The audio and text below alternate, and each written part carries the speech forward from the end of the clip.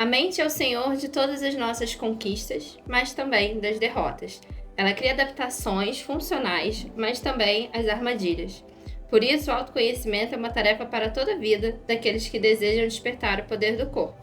Olá, eu sou Letícia Monclara, fisioterapeuta pós-graduada em Fisiologia do Exercício, e no episódio de hoje eu converso com a psicóloga, montanhista e guia profissional de escalada da atual ABGM, antiga GPERD, Viviane Loa.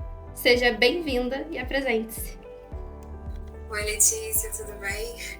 Boa tarde, quer dizer, cumprimentando a todos, independente do horário que estiverem ouvindo a gente, né? Adorei a sua citação inicial e, de fato, a gente vai falar um pouco sobre isso e como melhorar isso dentro do esporte, inclusive, né? Não esse termo que você tem usado, mas esses condicionamentos que, às vezes, nos aprisionam alguns padrões. Você falou com outras palavras, né? Como melhorar isso, entender que isso pode estar circunscrito a alguns acontecimentos dentro da própria atividade esportiva, mas que também pode estar vindo de um outro setor da vida, que a gente fala de clínico, e que reverbera nesse esporte, nesse local do esporte. Sim, e falando em esporte, como é que é a sua história no montanhismo?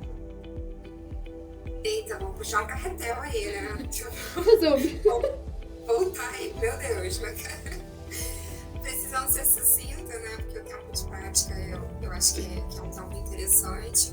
E aí, pra gente também focar no que a gente precisa falar. Mas, ao todo, são 20 anos, vou fazer 21 anos de montanha. E dentro disso, especificamente na escalada, onde eu comecei de um modo muito fluido na prática esportiva mesmo. Eu sempre fui atleta. Eu tenho uma trajetória como atleta em outros desportos, então eu pratiquei natação, fui atleta profissional de nado sincronizado com competições importantes a nível nacional pelo Clube do Fluminense, a nível internacional pela Seleção Brasileira. Então era uma coisa que eu trazia para a bagagem, que quando eu comecei na escalada eu consegui transpor isso de um modo mais facilitado, sabe? Deslocar esse corpo que fala, esse corpo que movimenta e que se expressa dessa maneira, e que você traz uma bagagem que fica mais fluida essa adaptação. Então, assim, eu despontei numa prática mais como atleta bem no início, e justamente por isso que depois de um tempo muitos colegas me incentivaram a me tornar guia da antiga GPERD, que atualmente é a BGM, né, Associação Brasileira de Guias de Montanha, do qual eu abro esse parênteses para fazer um convite a todas as pessoas que gostariam de se profissionalizar melhor, né, para trabalhar com a escalada, a entrarem na associação. Acho que é importante isso, a gente criar um corpo que é coeso, que fale a mesma linguagem, que parta das mesmas bases de segurança e procedimentos para passar isso para a comunidade da montanha com segurança. Então, falar essa linguagem num coletivo eu acho muito importante, então convido todos a conhecerem o trabalho da BGM. E depois, me profissionalizando, então, voltando para a minha história, para a BGM, que eu comecei a trabalhar muito, o lado atleta ficou um pouquinho de lado, foquei na parte profissional e montei a minha escola de escalada, Escalada Ouro Brasil, que hoje está com o Rafa. O Rafa foi um aluno que eu preparei ele para estar nesse lugar e assumir essa posição. Eu confio muito no trabalho dele. E somado a isso, então, eu estou hoje com um projeto que se chama Psicologia da Escalada, que também é uma produção literária, né, na construção de um livro. Então, essa é a trajetória, assim, tentando resumir da melhor forma possível. E como que a psicologia começou a comunicar com a escalada? Você já era psicóloga quando você começou a escalar ou isso veio ao longo da vida? Eu acho que essa foi o incremento mais bonito que pode acontecer, assim, na minha vida. Já que você perguntou sobre a minha trajetória, porque isso proporcionou, inclusive, uma transição de carreira muito necessária para o meu momento atual, porque trabalhar com escalada é uma coisa que pouco se fala, parece um glamour, né? Assim, tem um lado glamour, tem um lado vivendo o sonho, né, na montanha, nossa, subir de escalada, existe isso, não vou mentir.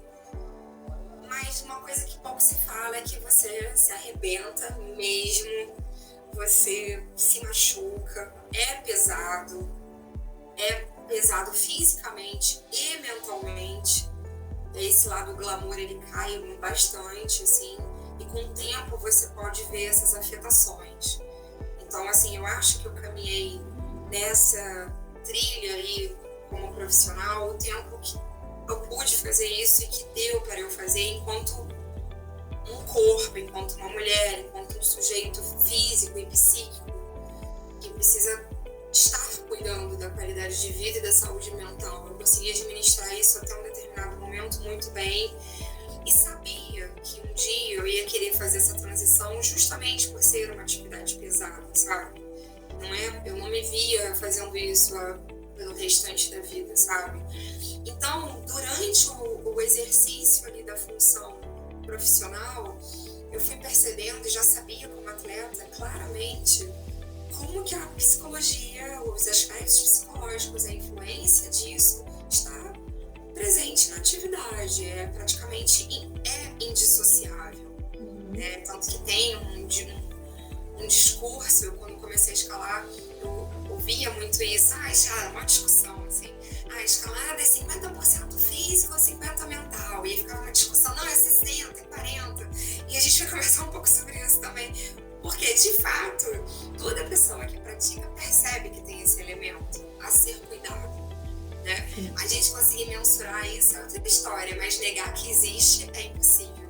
E aí, ao longo da minha prática como atleta e profissional, eu pensei nessa transição de carreira, já dialogava esse assunto dentro do meu trabalho na montanha, mas não podia afirmar nem vender essa moeda, essa força de trabalho, porque senão seria um exercício legal da função. Para falar de saúde mental e de mente, a gente tem que ter uma apropriação desse conhecimento, né? É o que me preocupa também, muitas das vezes, de eu ver em algumas colocações, assim, em algumas mídias sobre isso. Eu acho que tem que se ter muito cuidado, porque é um lugar de fala de uma formação, então tem que ter muito cuidado para falar sobre isso. Então, para eu poder atribuir essa qualidade ao meu trabalho e vender, né, oficialmente essa ferramenta, eu me vi na necessidade da formação. E aí, aquela pessoa que, vamos botar mais um desafio, né, com filho, trabalhando escalada, por que não vamos fazer uma graduação de psicologia, né? São só 5 anos, você só vai dar uma fritada no cérebro, vai ficar meio maluca, mas tá, vambora, né? Fiz em 4 anos e meio, pude vender isso agregando a escalada, um tempo ali na escalada Ouro Brasil, e depois eu falei, Rafa, contigo agora, tá na hora de você se arrebentar na montanha, que eu vou ficar somente com a parte da psicologia. Você falou essa questão de guia, né?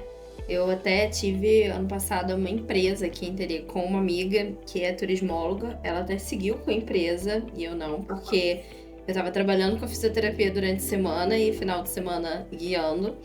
E pra mim foi demais. Eu falei assim, olha, não dá pra gente trabalhar com tudo que a gente ama. Lindo glamour. Eu já tive relacionamento próximo com vários guias. Já fui amiga, já fui até namorada de um guia. Então, assim, eu já acompanho isso de perto até hoje, porque mantenho amizade com muitos guias, assim, tanto do Rio, São Paulo, Itatina, Bahia, enfim. E essa tua fala é comum, porque você tem ali um período do mês para você fazer o seu maior volume de dinheiro. Então, você acaba que não tem muito tempo de descanso, e isso é o que detona muito, fisiologicamente falando, o corpo dos guias, né? Que além dele estar ali com atenção maior, porque ele é que está guiando, ele é que está na ponta da corda, ele tem responsabilidade sobre a pessoa que está escalando com ele numa montanha, às vezes com uma alta exposição, às vezes a pessoa não tem tanta experiência assim, enfim, dados os riscos de cada escalada, né? Então a tensão emocional, psíquica é alta, mas a física também, porque reflete, o nosso corpo e mente são extremamente ligados.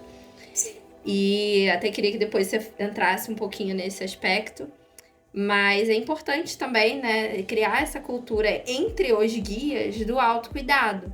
Senão, realmente, não é uma profissão que consiga ser sustentada por mais do que 5 anos. Porque o desgaste é muito grande. Grande. Você usa essa palavra que eu achei muito apropriada, é um desgaste mesmo.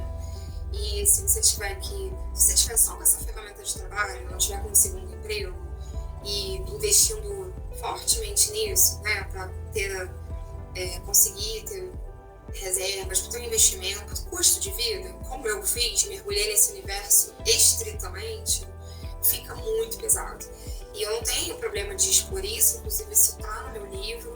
Enquanto mulher, acho importante falar sobre isso também, do quanto que me afetou fisicamente e mentalmente, assim, a ponto de...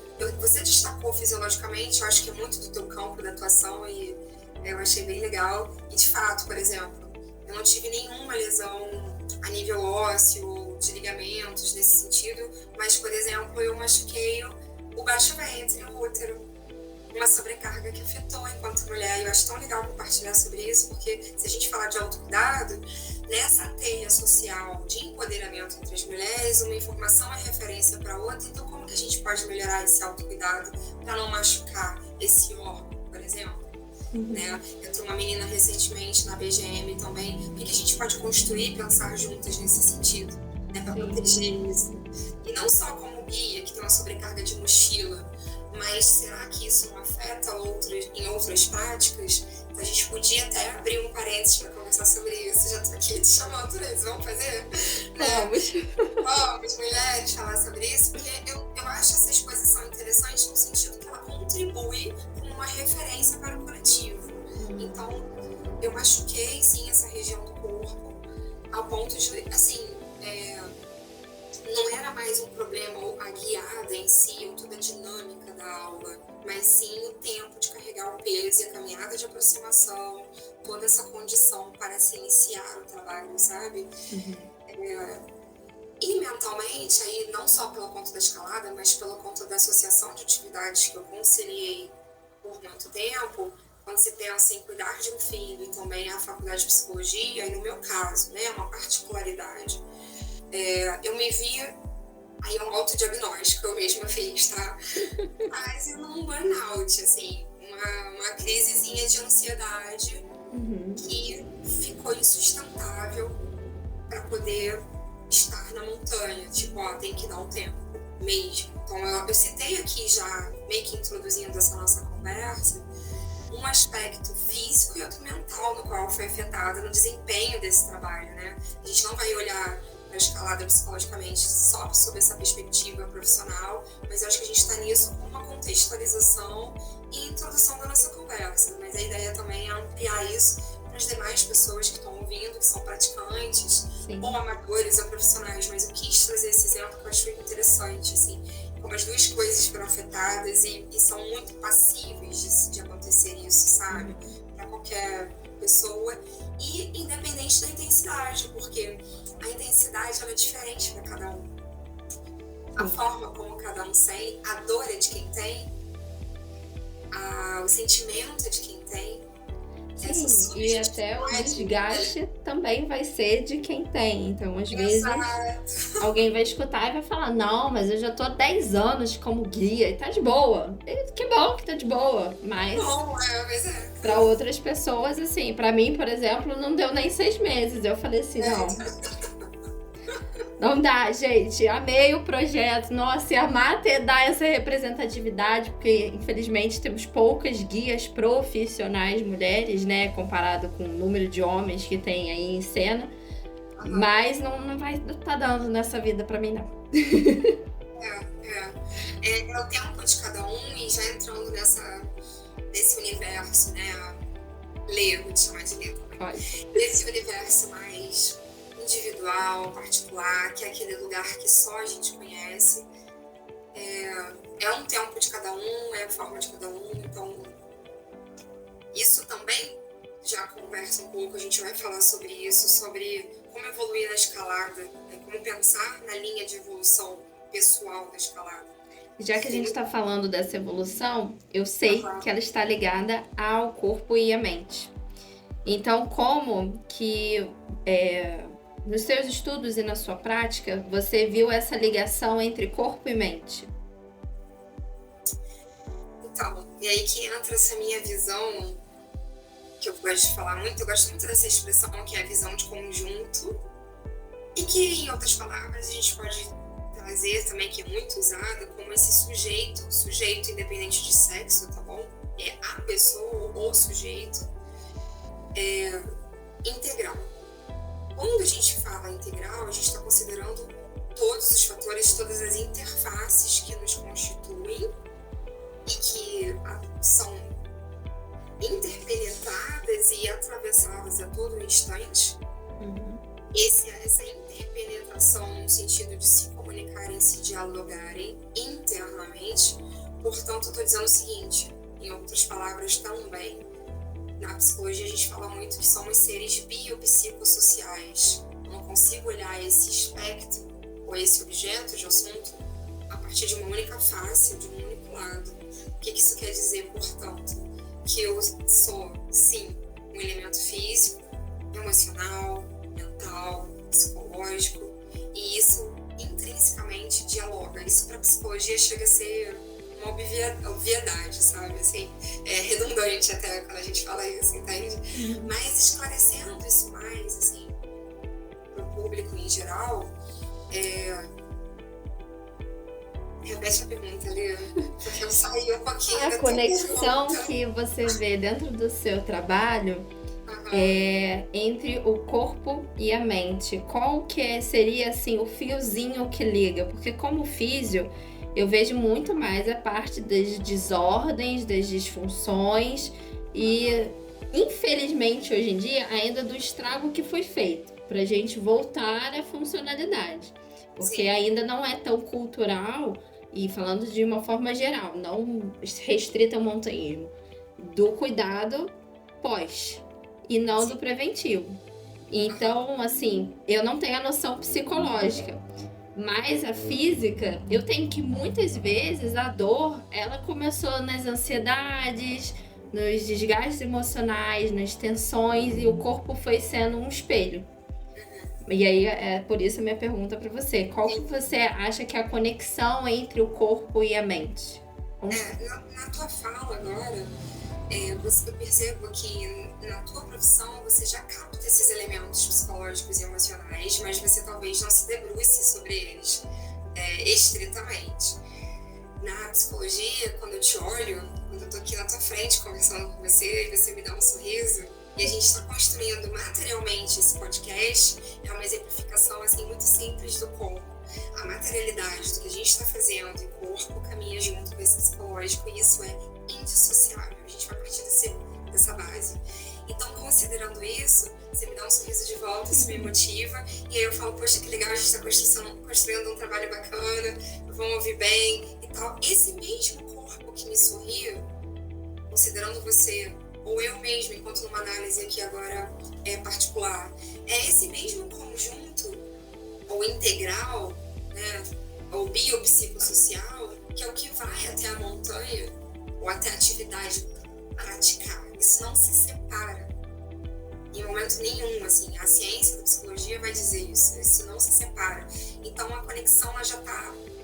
Eu falo brincando que é desde o momento que você pega o croquis, lê a via, vai arrumar a mochila, e já começou isso já está acontecendo. Esses fatores já estão conversando, porque eu nem pensei em falar sobre isso, mas veja bem, para você escolher uma via para você entrar, vamos pensar em quem está começando a guiar, por exemplo. Você tem que ter uma análise própria, muito crítica, sobre a tua prática, sobre a tua parceria e o local que você está entrando. Se você tem condição física, se você tem condição de guiar, que vai entrar muito do psicológico, se você está nesse lugar já, essa análise ela tem que ser muito fina, um ajuste muito fino, porque você sabe do grau de comprometimento. Então aí já entrou toda uma variação mental nisso, percebe? Então assim, tem vários exemplos que a gente pode dar aqui desse diálogo intrínseco entre corpo e mente. A todo momento, assim, não tem como separar, sabe? E já considerando que isso é inseparável, tá? Já partindo dessa base, que a gente pegando uma lupa agora e se aproximando mais ainda do que entendendo isso como base, tá? Tá, é assim que funciona. Somos seres biopsicossociais, articulamos corpo e mente, isso é indissociável.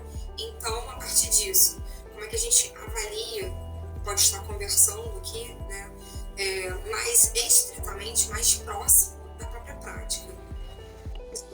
Eu queria fazer uma observação, primeiro, dicotômica, que seria assim, a gente vai falar sobre muito treinamento mental, mas que envolve a parte física, porque é inseparável, e daqui a pouco reforçando a parte física em si, que é o que eu vou chamar de treino técnico lá na frente, que aí, Lê, você pode até reforçar com o teu conhecimento de corpo, claro, né? À luz da fisioterapia, que eu não acho que esteja muito longe da educação física em alguns aspectos, então acho que a gente pode se complementar nesse sentido. Sim. Então, pensando nessa atividade em campo e considerando a necessidade de um treinamento mental, uma vez que ele faz parte desse corpo e dessa prática, que eu queria trazer uma visão, uma metodologia interessante, e já trazendo como uma contribuição, né, uma indicação para treino mental. Então, olha só, na obra de Franco, o ano está em 2000, ele afirma que é comprovado cientificamente o seguinte, que isso faz parte do treinamento mental, tá, gente? A imaginação. Vamos lá. Que um movimento imaginado e exercitado mentalmente produz microcontrações e, consequentemente, uma melhoria da coordenação neuromuscular e que há um efeito fisiológico significativo, pois uma maior irrigação de sangue é constatada na musculatura envolvida. Uau! Olha o que a gente está falando. De um exercício imagético, isto é, por imagens ou por imaginação, você visualizar, pode ser de olho fechado, tá? Pode ser igual os atletas de nado sincronizado faziam na borda da piscina, com a mão simulando a movimentação que depois ia fazer na coreografia dentro da água. Na escalada você pode mentalmente imaginar cada movimentação de pé, de mão, seguidamente como um ensaio coreográfico também. A forma como se fizer sentido, assim, sabe? Isso é um treino mental para fortalecer esse aspecto. E isso, embasar o quanto que isso realmente tem um ganho na própria prática. Então, o que ele falou aqui, né, Franco, nessa citação aqui que eu trouxe? Esse exercício de imaginação, ele, olha só, já conciliando mente e corpo. Num exercício como esse de imaginação, eu já tenho consequências de contração muscular e que isso pode gerar um efeito fisiológico significativo. Olha que interessante. Eu já fiz isso muito na base de uma via, um projeto que eu tinha de escalada esportiva. Gente, eu sonhava com essa via. Eu sonhava, eu deitava pensando nela, eu andava pensando nela. E eu refazia esses movimentos na minha cabeça. Tanto por essa base científica quanto na prática, eu posso te dizer, de fato, a sensação que você tem é que quando você vai executar os movimentos, é como se você fizesse eles com mais facilidade. Porque você sabe calcular a aplicação de força para cada momento, você sabe a sequência de movimentação.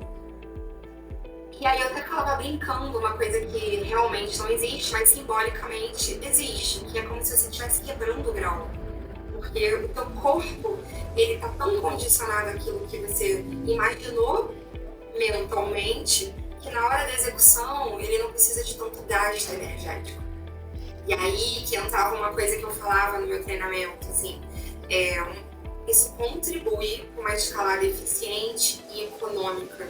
Não somente, claro que a gente está falando, não estou aqui descartando ou anulando o treinamento físico, a parte do corpo mesmo, tá? Então, primeiro apresentando isso, como isso já concilia com o físico, porque aí vai fazer sentido daqui a pouco, porque eu vou falar de treino técnico, que são reforçadores em conjunto para uma evolução. Então, só de estar nessa parte de treino mental, eu vou entrar aqui na imagem de novo, como isso já reverbera um efeito fisiológico, uma ação de treino mental. tá? Então, convido a todas e todos a fazerem essa prática. Seguindo um pouquinho aqui na minha referência, aí dá um outro texto agora, segundo Fleury, um texto de 98, estou lendo na íntegra, tá bom? A teoria psiconeuromuscular afirma que existe uma relação neurofisiológica direta entre a experiência artificial imaginada, isto é, você imaginar uma movimentação, e o desempenho real, quer dizer, existe uma relação neurofisiológica. O pensar sobre algo, imaginar sobre algo, reverbera no teu corpo. Então, complementando, quando uma pessoa imagina estar desempenhando determinada atividade, pequenas quantidades de atividade neural podem ser medidas por todo o nosso corpo. Em outras palavras, ao imaginar fortemente uma situação específica, pode-se criar marcas, olha que interessante, pode-se criar marcas neurológicas que atuam como se o atleta estivesse vivendo realmente aquela experiência. Fala pra mim, Letícia, como que isso soou pra você? Comunica muito com a fisioterapia, e até tecnicamente falando, na reabilitação, e aí trazendo casos, às vezes, fora, mas interno do esporte, né?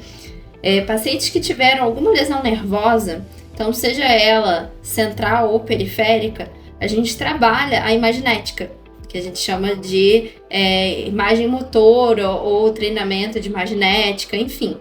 E muitas vezes a gente, por exemplo, o paciente teve um AVC, um AVE, e aí perdeu boa parte dos movimentos do lado esquerdo do corpo. Uma das técnicas é colocar o braço desse paciente dentro de uma caixa que tem um espelho, então o braço esquerdo entra na caixa, o braço direito, saudável e que ainda tem total funcionalidade, ou que tem mais funcionalidade, ele fica por fora. E aí o paciente ele deve realizar os movimentos, então, por exemplo, apertar a bolinha, pegar o garfo, e aí ele vai e começa a olhar no espelho como se fosse o braço esquerdo. E a outra também é a da movimentação. E tem já alguns estudos com exame eletromiográfico, acho que é esse o nome, se eu não me engano, porque tem um cadinho de tempo que eu li sobre isso. Já demonstra que tem leves contrações musculares, de fato. Então, só ao imaginar, né? Só ao imaginar, não estou falando da técnica do espelho, só ao imaginar. E já geram leves contrações, então já tem alteração do padrão muscular. A gente tem contrações grandes, né, que são as que realmente movimentam, como se levantar um peso do chão, você está movimentando o seu braço, dobrando ele, enfim. Sim. Quanto contrações não aparentes, contrações até isotônicas, isométricas, enfim. Mas isso faz total sentido, porque já é o que a gente vê até e usa como técnica de reabilitação. Quer dizer, olha como a física está complementando e reforçando o que eu trouxe, né? Então, assim, à luz da psicologia, a gente está falando de disciplinas aqui que estão convergindo e entendendo e saber de modo muito semelhante, né? Porque, de fato, é assim, é esse corpo integrado. Isso responde muito da pergunta inicial, né? Sim. É integral, é o todo, assim, isso tá se complementa, isso não se separa. Então, assim, eu quis destacar esse exercício de imaginação de movimentação da via, que foi algo que eu pouco ouvi na minha vida na escalada também. Eu comecei a passar isso principalmente também muito com mulheres, né, no muro. Sinto muito para elas, mas muito vindo, assim, de uma experiência pessoal. Claro, tem embasamento, mas muito do que eu vivi, mas eu pouco ouvi. No nado sincronizado, a gente fazia muito isso. Antes de entrar na piscina, a gente fazia com a mão o desenho da coreografia todo para marcar. Lembra daquela expressão que está citada no texto? Marca neurológico. Gente, eu queria que as pessoas que estivessem ouvindo isso testassem, voltassem para falar isso pra gente. De fato, assim, daqui a uns 3 meses, assim, caramba, que coisa maluca, né? E eu ouvi isso, mas fez sentido. E tem uma coisa que eu queria complementar, que é o seguinte, que eu já ouvi isso em algumas palestras que eu falei.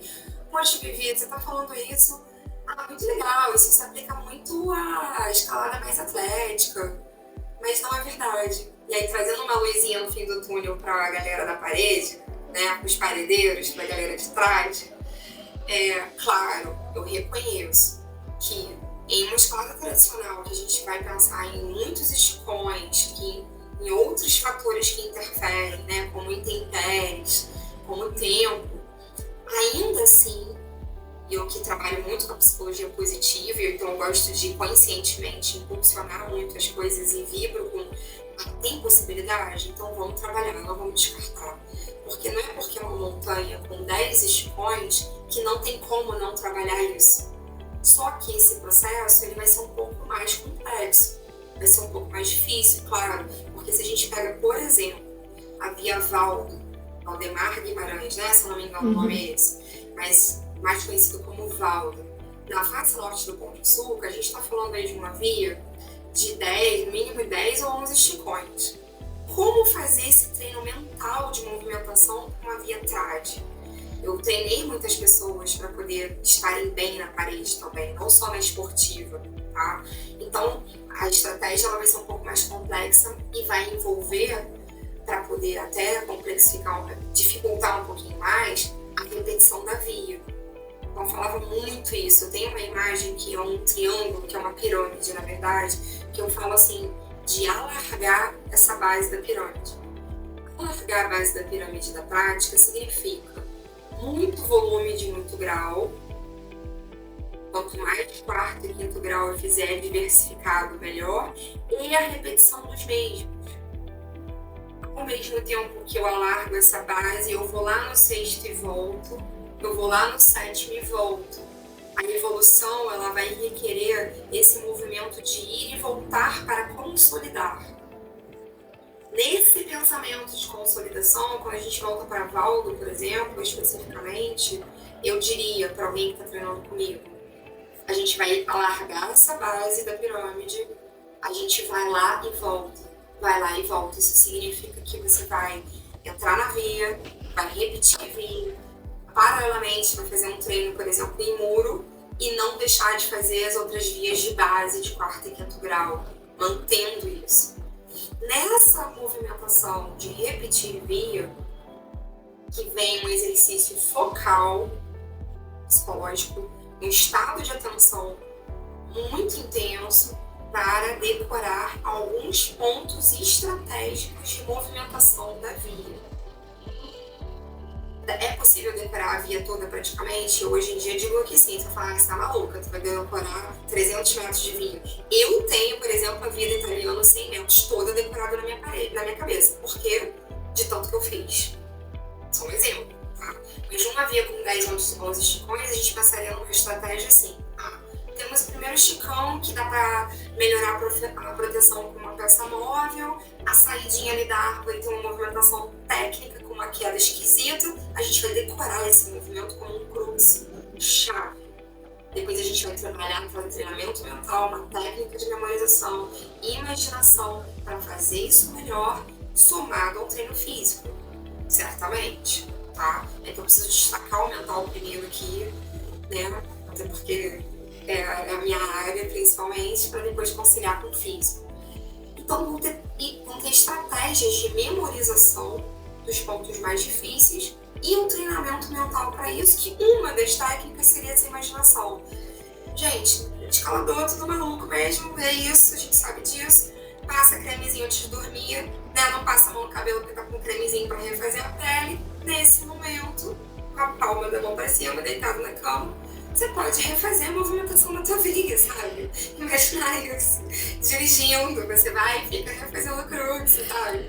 Imaginei um escalador que namora alguém que não escala e aí tá deitado assim, nesse momento, com a mãozinha pra cima, fazendo as mãozinhas, e aí chega o cônjuge olhando assim, tipo, doido de vez. Eu já falei sobre isso, eu fiquei com receio de citar, mas você foi além, obrigada. Deixa de fazer o carinho na companheira, né, no cabelo da mocinha, então assim, olha, eu já tô com um própolis na mão, não tem como, eu tô com creme, não vai dar, desculpa. Eu vou escalar amanhã, eu tenho que refazer a pele, sinto muito, né, não vai dar. Meu sono, meu descanso pra escalada, dá licença. Mas quem não, né? Na verdade, a gente faz isso. Então aí, são momentos de repetição a repetição desse exercício. Como está falando, marca neurológica, a gente precisa repetir. Pode ter o efeito de uma imprimadura, uma marca, uma tatuagem mental, vamos dizer assim. Eu estou abrindo aqui uma licença literária, mas isso não existe. Depois dessas palavras, mas uma tatuagem mental daquela movimentação. Isso com certeza vai te facilitar a movimentação física, sem negar esse treino específico. Deixa eu só voltar aqui, ler, acho que eu ia fazer referência. Continuando aqui, conforme a autora citada acima, a teoria simbólica do aprendizado, que está intimamente relacionada à teoria psiconeuromuscular, diz que o seguinte, que parte do princípio que a imaginação... A teoria simbólica do aprendizado e a teoria psiconeuromuscular, que é o que a gente está falando aqui agora, né? Que toda essa imaginação, ela nos traz aprendizado e tem consequência psiconeuromuscular. É isso que a gente está falando. Ela parte do princípio que a imaginação pertence a um sistema de códigos que pode ajudar atletas a entender e aperfeiçoar seus movimentos, mesmo que isso seja realizado somente mentalmente. Então, eu gostaria agora de, a partir dessa referência, finalizar aqui essa parte com algumas recomendações para quem está ouvindo a gente, tá? Então, recomendações para a efetividade dos objetivos do treinamento mental. Vocês podem começar fazendo isso a partir de uma técnica de relaxamento. O relaxamento pode preceder esse treinamento mental e pode trazer um resultado mais efetivo. Para quem gosta de uma prática de mindfulness, um relaxamento, uma meditação, nesse momento você pode ter uma concentração focal melhor na imaginação. Imaginar os movimentos ou tarefas de forma real mesmo, sabe? Como você pisa numa garra, como você segura naquela garra para conseguir uma imagem clara na tua mente. Terceiro ponto, focalizar a atenção em uma execução perfeita, sabe, gente? É igual essa que a gente estava vendo agora, a Rebeca nas Olimpíadas, ginástica ali. Para aquilo fluir naquele momento de competição, foi uma execução, uma imaginação e um treino perfeito, focal e de repetição. O quarto ponto, utilizar a imagem para aprender diferentes estratégias para serem utilizadas ao decorrer do jogo. Quer dizer, você revendo a tua movimentação, você pode descobrir algo que você não estava fazendo bem, sabe? Nesse exercício que eu fazia nessa via, era Bambam, na Campo Escola 2000. Eu tanto mentalizar a movimentação e repetir, eu percebi que eu estava pulando uma garra de pé que era chave. Era um movimento minucioso, importantíssimo. E aí eu fui rever vídeos de pessoas fazendo aquela movimentação. Depois, imprimir isso no meu mental, fazendo lá fisicamente, para depois de um treinamento mental eu não pular aquela movimentação. Eu estou trazendo um exemplo muito específico, mas aqui dá para desenhar melhor o que eu estou falando, né? Então, você pode descobrir coisas sobre o seu corpo naquele momento em que você está repetindo. E ler, interessante também, você pode descobrir alguns anseios e medos, algumas emoções que estavam sendo atropeladas na própria prática esportiva. Isso é muito importante também. Sabe, por que eu sinto aquela angustiazinha para subir aquele pé alto? Por que cair me causa tanto medo? Por que mesmo eu já sabendo de toda uma certificação dos equipamentos, ou tendo confiança no meu parceiro ou parceira de escalada, eu tenho medo de cair? Entender esse medo também, né? Eu estou muito aqui focada em movimento, mas eu queria trazer essa concepção, entender isso. Se você estiver numa atividade de um treinamento mental e, de repente, sua respiração acelerar, te dar aquele aperto no peito, isso pode te levar para uma análise mais minuciosa e você entender por que isso acontece com você. Ou, pelo menos, começar um estudo sobre isso. Nossa, toda vez que eu vou naquela via, eu sinto uma coisinha aqui no meu peito. E eu quero entender isso. Ou até mesmo o que fora da escalada você está trazendo para a escalada, né? Porque a escalada leva muita gente. Não vale, mas vamos lá. É porque você falando, me veio a situação que eu já vivi e acabou que eu proporcionei para uma amiga. Que eu brinco que é o choro na pedra. Que o choro da pedra, ele é diferente. Você pode até não saber comunicar o porquê que você tá chorando, botar em palavras. Mas quando você numa escalada chega ao ponto de chorar, é uma liberação emocional, assim. Eu acho que só quem passou e se permitiu viver o choro entende como que é o teu inconsciente ali abrindo as comportas e depois vem resoluções fora da rocha, dentro da rocha e vira chaves na vida. Eu já passei por isso algumas vezes, escalando, acho que foram umas 2 ou 3 vezes. E já proporcionei esse momento para uma amiga. Ela chegou perto de mim na parada dupla, aí falou, não sei porquê, mas eu tô com vontade de chorar. Aí eu virei assim de costas e eu falei assim, então chora. Mas eu não sei porquê. Eu falei, mas não precisa saber porquê, só vai. Depois você descobre o porquê.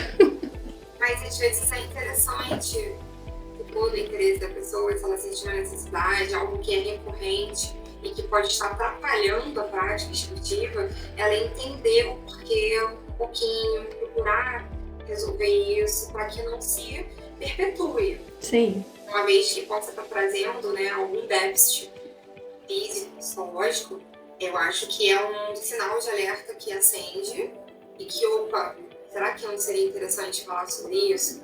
Procurar um profissional sobre isso, algum acompanhamento, aconselhamento, ou trabalhar essa questão, mesmo que sozinho, com um amigo, né? Eu acho que quando isso se torna muito presente, quando isso se repete a ponto de atrapalhar a tua prática, eu acho que é interessante se debruçar sobre isso, sim, e dar uma cavucada para chegar em algum lugar que tá trazendo isso, sabe? Vive o momento, sente, chora e depois pesquisa, isso, né? Isso. E a gente fala isso pra clínica também, porque pode parecer que tá distante, mas não está, né? Você mesmo antecipou um pouquinho do que eu ia falar, então vamos abrir esse parênteses, por favor. Né?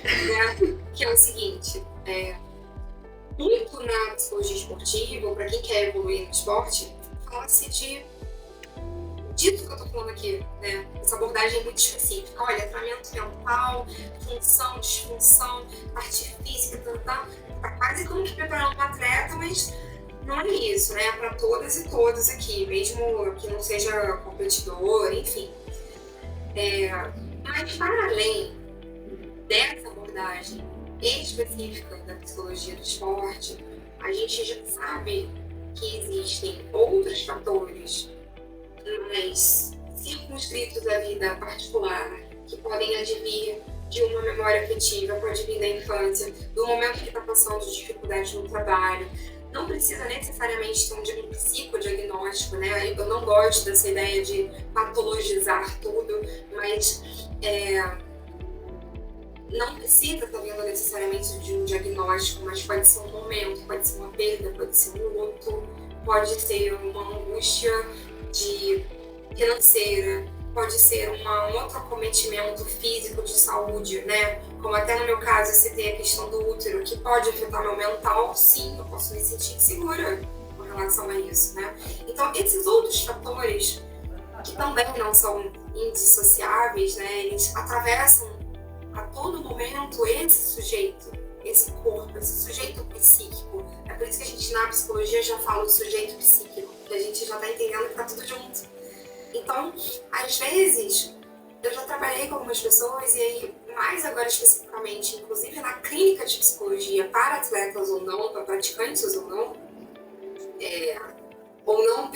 para atletas ou não, queria ficar só nisso, né, só retificando, a gente descobre que tem uma coisa acontecendo que não é ali na escalada especificamente, sabe? Que tá vindo de um outro lugar. É de um outro lugar que não foi botado pra fora, que não chorou como você falou ali às vezes, sabe? Que não dá pra explicar, que tem que ser exteriorizado pela emoção, porque nem tudo dá pra se falar. A gente tem a mania de verbalizar? Sabe? A gente tem que explicar. Nem tudo vai ser passado em palavras, né? Há algumas sensações humanas que elas são pertencentes ao toque, ao cheiro, ao sentir. E aí, até lembrei aqui desse último referência que eu queria falar, porque nessa prática de treinamento mental, algumas recomendações que eu estava citando, o próximo tópico traz exatamente isso, Lê, olha só. Nessa mentalização que a gente está fazendo de imaginar o movimento, né, um treinamento mental, a autora fala usar todas as modalidades sensoriais no treinamento mental. E ela cita em parênteses: visão, olfato, audição, o tato, degustação, sim. Então, por que, por exemplo, assim, eu tenho muito tesão de escalar no calcário, sabe? Porque, gente, eu adoro aquela pedra. Tem uma questão da textura, sabe? Assim, mexe comigo, me deixa feliz, eufórica. Então, isso é uma coisa observada por mim que me favorece, entende? Assim, esses detalhes, eles são importantes. Então, tem um texto que eu escrevi no meu blog há muito tempo atrás, que eu desabafei sobre um choro e um esticão numa via chamada Secundo Costa Neto, que é a Secundo no Pão de Açúcar. Começa num sistema cruel, vou dizer assim, de uma primeira chaminé que você toca uns 20 metros sem proteção. 500 graus de chaminé, 20 ou 25. E a primeira ou a segunda vez que eu fui guiar isso, não me lembro agora, eu chorava igual criança, mas desesperadamente, assim, era um pavor, um terror, ver tudo ao mesmo tempo. E quando eu comecei a respirar, olha que interessante, eu tava com o rosto tão perto da pedra que eu senti o cheiro da pedra. Gente, quem fala de cheiro da pedra, né? Eu sou uma pessoa muito maluca. Aí eu tava assim. Aí eu comecei a sentir aquele cheiro da pedra. E aquilo, de alguma maneira, eu tô abrindo pra vocês uma questão muito particular, muito subjetiva, assim, muito minha, como que mexeu comigo emocionalmente, assim. Aí eu fui respirando e aquele cheirinho da pedra, assim, foi me trazendo um monte de lembrança, um monte de coisa. Aí eu fui me acalmando. O cheiro mexeu comigo, olha só, olha que nível, que grau que eu tô falando, né? Então, calma, fala aí. Você quer mais maluquice? Porque eu tenho baixa visão, sempre falo isso. Meu médico fica maluco comigo, ele fala, eu não sei como que você escala. Pro nível aqui no papel, no laudo, que você enxerga, seria impossível. É que você nunca me perguntou, mas eu acho muito surreal o que você faz, ele fala assim. E aí eu fui começar a frequentar aqui em Teresópolis, o setor desportivo mais frequentado é a Pedreira, por ser mais próximo e tudo mais. Sim. E sempre tem bastante gente lá, né? E aí é que eu me dei conta, porque eu sempre escalava focalizada com pessoas assim, e muito parede, eu sou mais da tradicional e tudo mais. Fui pra esportiva pra poder treinar mais força e posicionamento técnico, já que eu tava querendo guiar. E aí eu comecei a entrar na Pedreira, sempre de top, e falando que eu tinha pavor de esportiva, mas isso aí é um outro assunto. E aí, tudo bem, tô treinando, subindo, beleza. Até que um dia tava com muita gente falando ao mesmo tempo, e eu me toquei o porquê que eu achava tão difícil o esportivo. Porque eu escalo escutando a pedra. Você falou de ser maluca? Eu consigo! Não acredito.